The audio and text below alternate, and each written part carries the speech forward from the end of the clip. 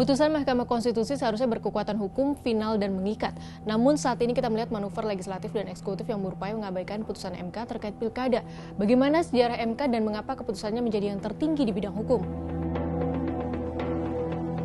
MK lahir pada perubahan ketiga Undang-Undang 1945 yang dilakukan pada kurun 1999 hingga 2002. Namun MK baru melaksanakan kewenangannya setelah diundangkannya Undang-Undang Nomor 24 Tahun 2003 tentang Mahkamah Konstitusi pada 13 Agustus 2003.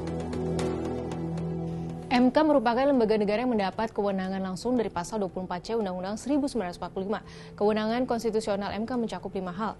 Pertama, mengadili pada tingkat pertama dan terakhir yang putusannya bersifat final untuk menguji undang-undang. Kedua, memutus sengketa kewenangan lembaga negara yang kewenangannya diberikan oleh Undang-Undang Dasar. Ketiga, memutus pembubaran partai politik. Keempat, memutus perselisihan tentang hasil pemilihan umum. Kelima, memberikan putusan atas pendapat DPR mengenai dugaan pelanggaran oleh Presiden dan atau Wakil Presiden menurut Undang-Undang Dasar. Sebelum MK berdiri, kewenangan menangani perkara pengujian undang-undang dan perkara perselisihan pemilihan umum ada di Mahkamah Agung. Kewenangan tersebut telah dialihkan secara resmi ke MK dengan penandatanganan berita acara pengalihan wewenang pada 15 Oktober 2003 oleh Ketua Pertama MK, Jimli Asidik, dan Ketua MA, Bagirmanan. Selain itu, MK juga memiliki fungsi-fungsi yaitu pengawal konstitusi, pengawal demokrasi, penafsir akhir konstitusi, pelindung hak konstitusional warga negara, dan pelindung ideologi negara.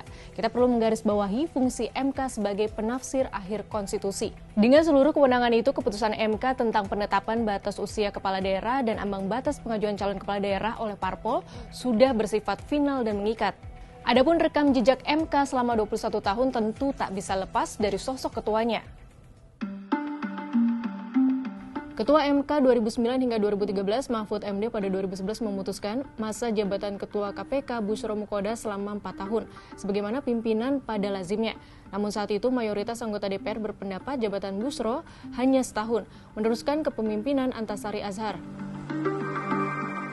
Periode Ketua MK selanjutnya yaitu M. Akil Muhtar. Institusi MK sempat tercoreng lantaran Akil terseret kasus suap dan gratifikasi terkait penanganan belasan sengketa pilkada di MK, serta tindakan pidana pencucian uang senilai ratusan miliar rupiah. Kasus korupsi Akil termasuk skandal terbesar sepanjang sejarah peradilan Indonesia. Terakhir, Ketua MK yang menuai polemik adalah Anwar Usman.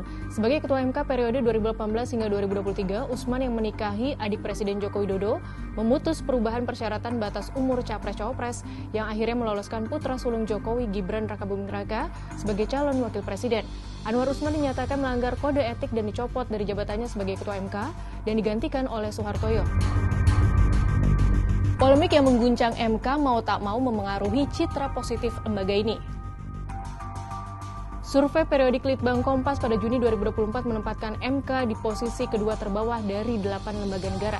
Citra positif MK hanya 61,4%, jauh di bawah TNI yang mencatat 89,8%. Dari polemik revisi Undang-Undang Pilkada ini, kita semua berharap MK memiliki taji hukum.